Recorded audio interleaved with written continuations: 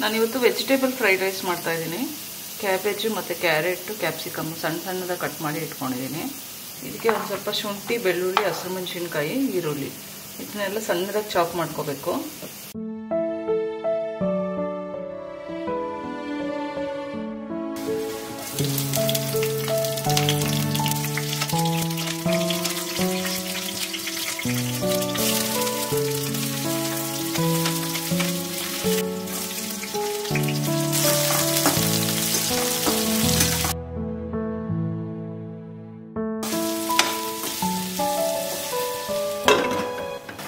Carrot ಸ್ವಲ್ಪ fry ಆದಮೇಲೆ cabbage ಹಾಕ್ಕೊಳ್ತಿದ್ದೀನಿ ಮತ್ತು ಕ್ಯಾಪ್ಸಿಕಮ್.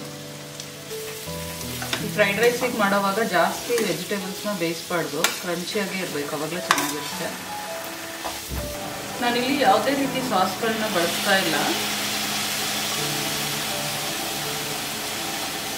ಬರೀ ನಿಂಬೆಹಣ್ಣಿನ ರಸ, ಪೆಪ್ಪರು, ಉಪ್ಪು ಅಷ್ಟೇ ಹಾಕ್ತಾಯಿದ್ದೀನಿ. ನಿಮಗೆ ಬೇಕಿದ್ರೆ ನೀವು ಸಾಸ್ಗಳನ್ನೆಲ್ಲ ಬಳಸ್ಕೋಬೋದು. ಸ್ವಲ್ಪ ಉಪ್ಪು ಹಾಕೊಳ್ಳೋಣ, ಪೆಪ್ಪರ್ ಪೌಡರು,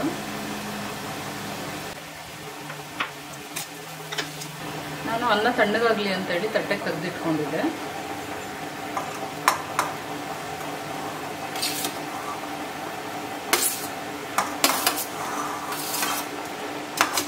ಇದನ್ನು ಚೆನ್ನಾಗಿ ಮಿಕ್ಸ್ ಮಾಡ್ಕೋಬೇಕು.